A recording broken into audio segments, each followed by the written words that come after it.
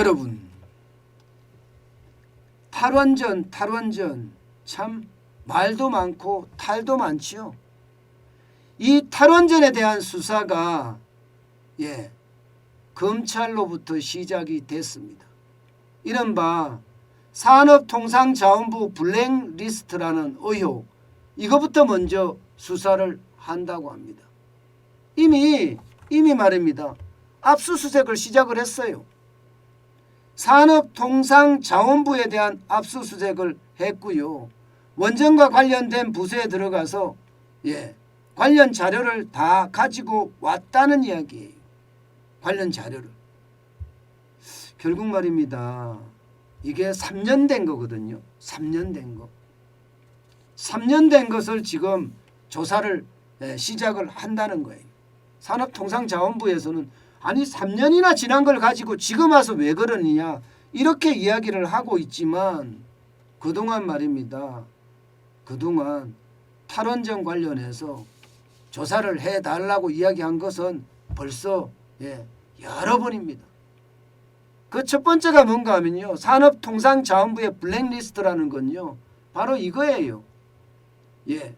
장제원 남동발전 사장, 정하황 서부발전 사장, 윤종건 남부발전 사장, 정창길 중부발전 사장, 이분들을 자녀 임기가 남았는데도 말입니다. 쉽게 말하면 호텔로 불러내서 사표 제출을 종용했다는 거 아닙니까? 사표 제출을. 아마 이 사표 제출이 일어나고 나서 얼마 안 있어서 그 당시에 자유한국당이죠. 김도읍 의원이 이거 개별적으로 불러내서 사표 제출 종용했다. 그러면서 말입니다. 당시에 장관이었던 백운규 장관, 차관이었던 이인호 차관, 그리고 전 산업부 운영지원과장, 전 혁신행정 담당관 이렇게 4명을요. 직권남용 권리행사 방해로 지금 고발을 한 상태예요. 바로 이 부분을 지금 조사하는 겁니다. 2019년에 이 사장들을 불러서 검찰이 조사한 적은 있습니다. 조사한 적은 있습니다. 근데 검찰의 공식 입장은 없었고요. 당시에 산업부에서만 사장들이 자발적으로 사표를 낸 거다 이렇게 이야기를 했거든요. 그런데 요즘 분위기 보세요. 요즘 분위기. 공기업의 사장들이 자발적으로 사표를 낼 분위기입니까 여러분? 아니잖아요. 오죽했으면 지금 5월 9일이면 이 문재인 정부가 문을 닫는데 공기업 사장들 계속 지금 알박기 인사를 하고 있는 상태잖아요. 그런데 어느 누가 있어 공기업 사장이 됐는데 임기도 남았는데 왜 사표를 쓰겠습니까? 지금 분위기도 그렇잖아요. 지금 분위기도. 심지어 공수처장도 안 나가겠다. 검찰총장도 안 나가겠다. 이미 선언하고 있잖아요.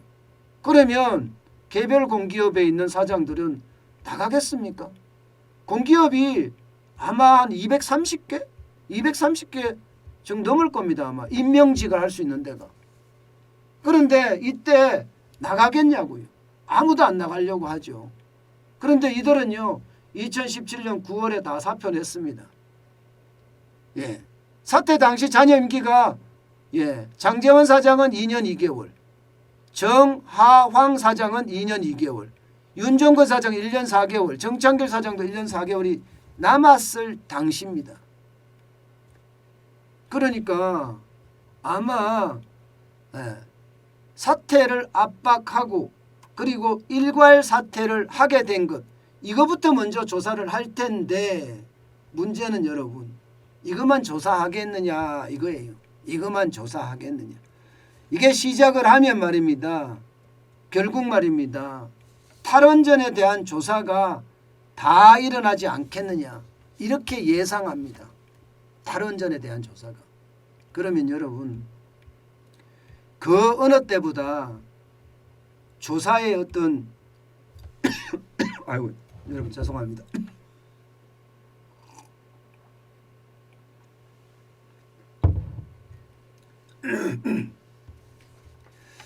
아마 그 어느 때보다 조사의 강도가 세질 것으로 그렇게 예상이 돼요. 지금 첫 강제조사잖아요. 문재인 정부에서. 그러면 앞으로 이것만 조사하겠냐고요. 계속 조사를 할 수밖에 없잖아요. 당연히 말입니다. 당연히 여기에서 한 발 더 나아가서요. 쉽게 말하면 이 네 사람을 한꺼번에 사퇴하게 일괄 사표를 내게 종용을 했느냐 안 했느냐 조사를 넘어서서 말입니다.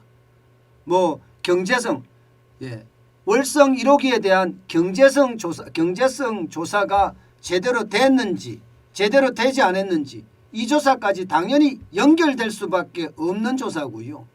또 거기에서만 끝나는 것이 아니잖아요. 이게 울산시장 선거에 대한 어떤 청와대의 개입, 하명 수사 의혹 이런 것까지도 지금 조사를 할 수밖에 없는 그런 구조가 아닐까. 어쨌든 그렇게 예상을 합니다. 심지어 말입니다. 김의겸 청와대 대변인 지냈죠. 김의겸 의원은요. 문재인 대통령을 향해서 칼 것이 겨냥이 됐다. 결국 문재인 대통령에 대한 조사가 시작되는 것 아니냐. 뭐 이렇게까지 이야기할 정도로 이 조사가 실제 불러오는 파장은 굉장히 클 겁니다. 아마. 쉽게 말하면 검찰총장도 뭐 사퇴 안 한다고 했으니까 그러면 국민들의 어떤 의심을 받고 있던 모든 것들에 대한 조사가 자연스럽게 일어나지 않겠습니까? 저는 이게 법대로 조사가 된다면 진짜 많은 조사가 이루어질 거예요. 더불어민주당은 검경 조사권을 수사권이나 조사권을 분리해서 검찰의 힘을 빼놓겠다고 이야기하지만 그게 쉽지는 않습니다. 어디로 가든 의혹이 계속 불거진 사건에 대해서는 조사할 수밖에 없고요. 그 조사는요. 전방위로 일어날 수밖에 없다. 이미 이렇게 예상을 합니다. 여러분, 문재인 정부에서 첫 구속이 된 장관이 환경부 장관이잖아요.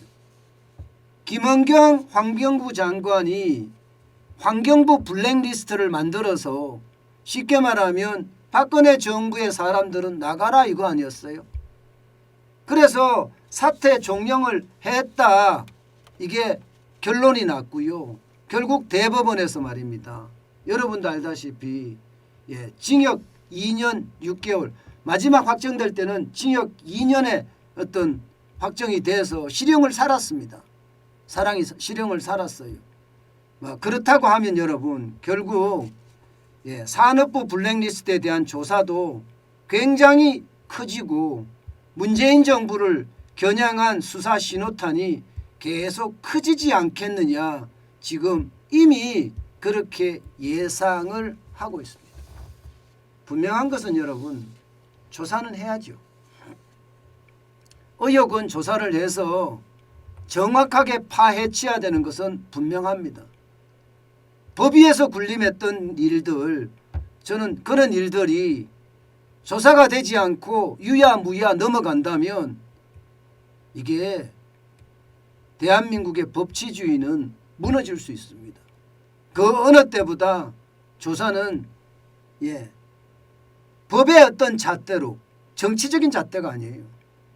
법의 잣대로 철저하게 의혹이 조사됐으면 좋겠어요. 그래서 우리의 의혹을 한꺼번에 풀어줬으면 좋겠습니다. 저는 그것이 가장 중요한 우리 자유민주주의의 어떤 새로운 어떤 발현이라고 저는 이야기할 수도 있고요. 또 앞으로 시장경제를 지켜가기 위한 큰 활동이라고 생각을 합니다. 그만큼 말입니다. 의혹은 의혹대로 남겨두는 게 아닙니다.